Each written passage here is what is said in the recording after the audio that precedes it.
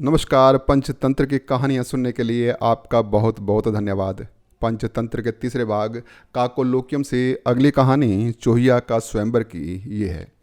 गंगा नदी के किनारे एक आश्रम था। वहाँ याज्ञवल्क्य नाम के मुनि अपने परिवार के साथ रहते थे।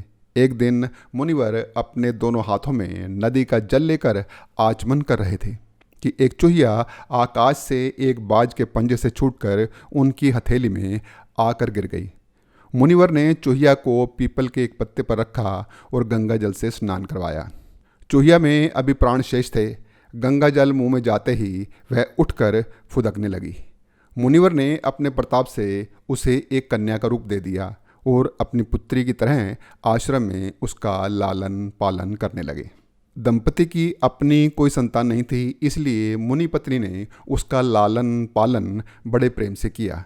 जब वह कन्या विवाह योग्य हो गई तो मुनि पत्नी ने मुनि से कहा, नाथ, अपनी कन्या अब विवाह योग्य हो गई है, इसके विवाह तो किसी योग्य वर की तलाश प्रारंभ करो। मुनिवर ने कहा, प्रिय, तुम इसके विवाह की चिंता मत करो। जिस योग्य पुरुष से यह विवाह करना चाहेगी उससे मैं इसका विवाह कर दूंगा। मुनि पत्नी ने कहा, नाथ, तो इसके लिए जो योग्य वर है उससे मुझे भी तो मिलवाओ। मुनिवर ने कहा, प्रिय, मैं अभी आदित्य को बुलाकर इसे उसके हाथों सौंप देता हूँ। यदि इसे स्वीकार होगा तो उसके साथ यह विवाह कर लेगी, अन्यथा नहीं। मुनिवर ने अपनी पुत्री के वर के लिए सूर्यदेव को याद किया और सूर्यदेव उपस्थित हो गए। सूर्यदेव और मुनिवर की उपस्थिति में मुनि पत्नी अपनी कन्या को लेकर आ गई। सूर्यदेव ने कन्या को और कन्या ने सूर्यदेव को देखा। उपरांत मुनिवर ने अपनी कन्या से पूछा, पुत्री, क्या तुम्हें त्रिलोक को प्रकाश देने वाला सूर्य पति रूप में स्वीकार है?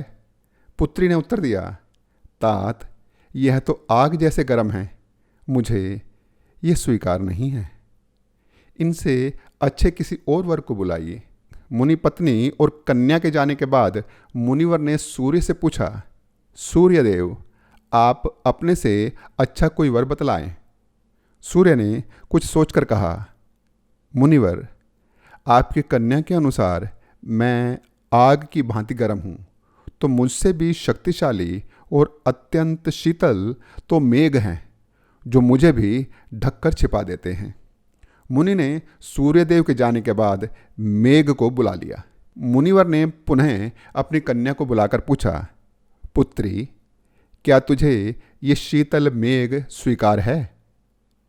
कन्या ने मेघ को देखकर कहा, तात, यह तो बहुत काले हैं, इनसे भी अच्छे किसी वर को बुलाओ।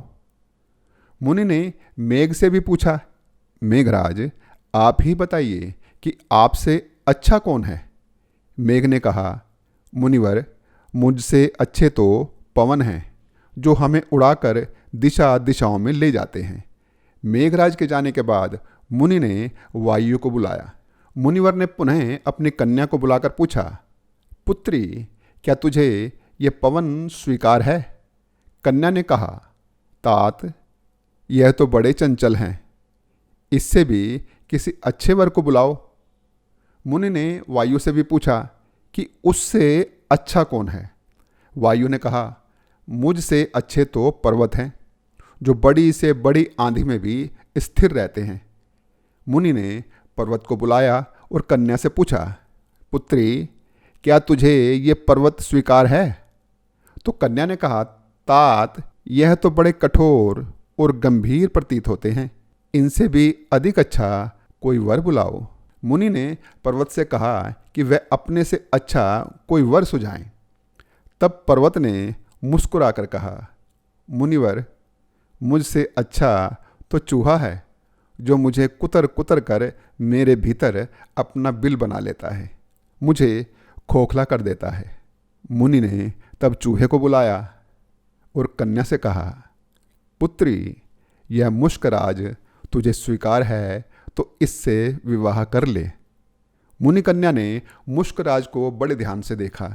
उसे देखकर उसे विलक्षण अपनापन अनुभव होने लगा।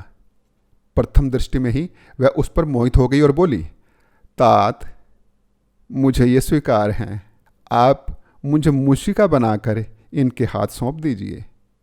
मुनि ने अपने तपोबल से उसे फिर से चूहिया बना दिया और चूहे के साथ उसका विवाह कर दिया। इस कहानी से हमें यह सीख मिलती है कि वंशानुसार अपने तो अपने ही होते हैं। अगली कहानी मेरी अगली वीडियो में देखने के लिए अभी तक आपने मेरे चैनल को सब्सक्राइब नहीं किया है तो कर लीजिए। ये वीडियो आपको कैसी लगी मुझे अवश्य बताइएगा। नमस्कार।